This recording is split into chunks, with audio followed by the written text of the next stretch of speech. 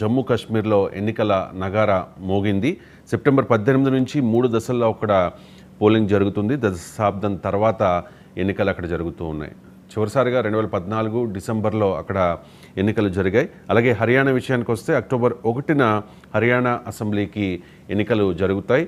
ఫలితాలు 4వ తేదీన రాబోతూ ఉన్నాయి. దీనికి సంబంధించి షెడ్యూల్ను ప్రకటించింది కేంద్ర ఎన్నికల సంఘం.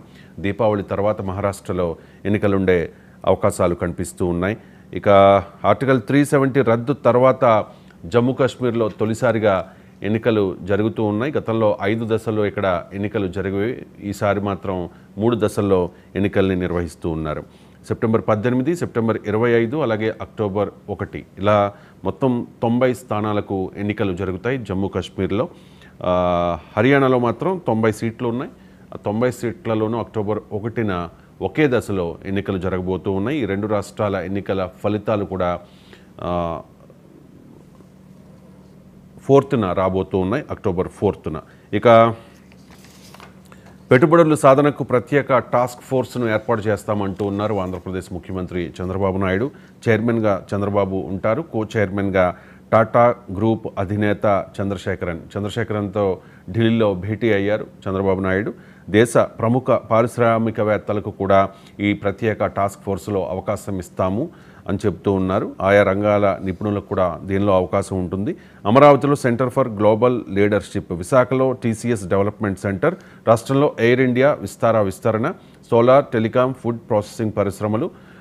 దీనికి సంబంధించి అంటే ఇక్కడ సంపదను సృష్టిస్తాం, అభివృద్ధి చేస్తాం, సంక్షేమ ఫలాలు ఇస్తాం ప్రజలకి అని చెప్పి గతంలో చెప్పిన విధంగానే చంద్రబాబు నాయుడు అడుగులు వేస్తోన్న పరిస్థితి కనిపిస్తోంది. ఇక జోగి రమేష్ నిన్న మంగళగిరిలో పోలీసుల ఎదుట హాజరయ్యారు. చంద్రబాబు నాయుడు ఇంటి మీద దాడి చేసిన కేసులో.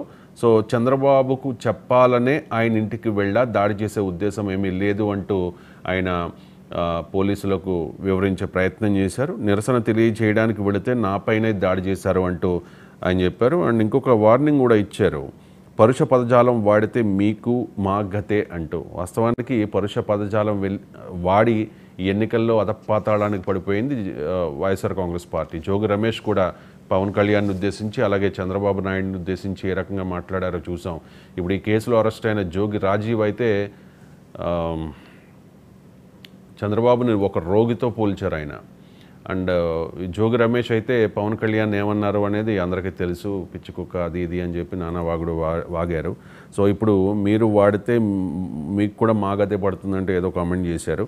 సో అది. ఇక దేవినేని అవినాష్ నిన్న అరెస్ట్ అయ్యారనే వార్తలు వచ్చాయి. కానీ వాస్తవానికి దేవినేని అవినాష్ అరెస్ట్ కాలేదు. ఆయన దుబాయ్ వెళ్లే ప్రయత్నం చేశారు. నేను దుబాయ్ వెళ్లే ప్రయత్నం చేశాను, పారిపోయే ప్రయత్నం చేయలేదు. నా మీద ఉద్దేశపూర్వకంగా తెలుగుదేశం పార్టీ ఆరోపణలు చేస్తోంది, నాకు పారిపోవాల్సిన అవసరం లేదు అంటూ ఆయన ఎంత చెప్పినప్పటికీ కూడా ఆల్రెడీ టీడీపీ సెంట్రల్ ఆఫీస్ మీద దాడి కేసులో ఆయన నిందితుడిగా ఉన్నారు. ఆల్రెడీ హైకోర్టుకు వెళ్ళి ముందస్తు బెయిల్ కూడా అప్పీల్ చేసిన పరిస్థితి. ఈ నేపథ్యంలో ఆయన దుబాయ్ వెళ్లేందుకు ప్రయత్నించారు. కానీ ఎటువంటి ఇన్ఫర్మేషన్ ఇక్కడ అధికారులకు కానీ పోలీసులకు కానీ ఇవ్వలేదు. దీంతో దేవినేని అవినాష్ పారిపోయే ప్రయత్నం చేశారు అనేది ఆయన మీద వస్తున్న ఆరోపణ.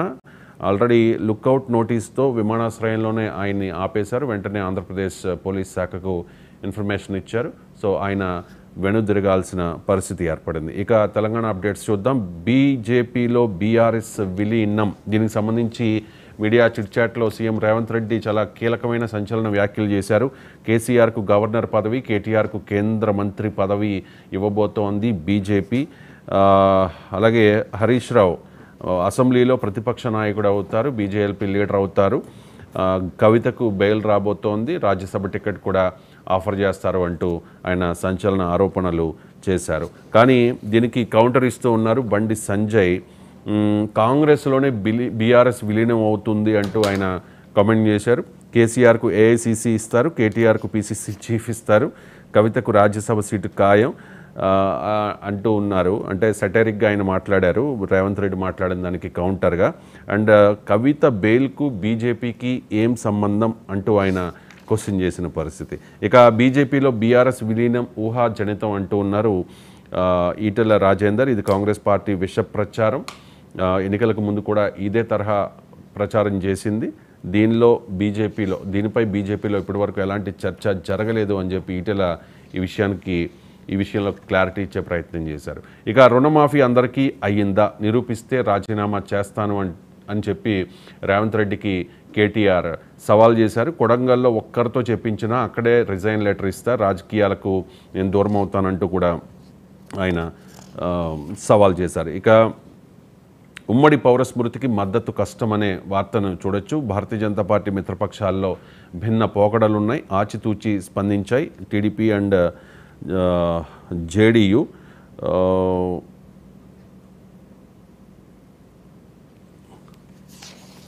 సో ఇక నెక్స్ట్ వార్త, వ్యక్తిగత దాడులు నా హక్కు అంటూ ఉన్నారు అమెరికా మాజీ ప్రెసిడెంట్, ఇప్పుడు అధ్యక్ష పదవి రేసులో ఉన్న ట్రంప్.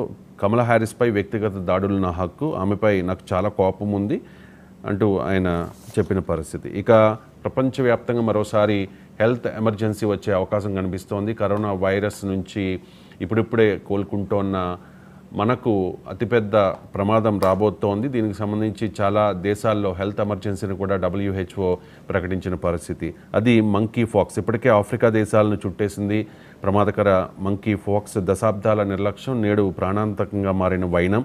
నిన్న స్వీడన్కు, నేడు పాకిస్తాన్కు పాకిన వైరస్. అప్రమత్తంగా ఉండాలంటూ ప్రపంచ ఆరోగ్య సంస్థ హెచ్చరికలు జారీ చేస్తోంది. ఇప్పటికే మన పక్క దేశం పాకిస్తాన్లో 3 కేసులు నమోదయ్యాయి. సో భారత్ సేఫ్ అంటూ ఇక్కడ ఆరోగ్య శాఖ కూడా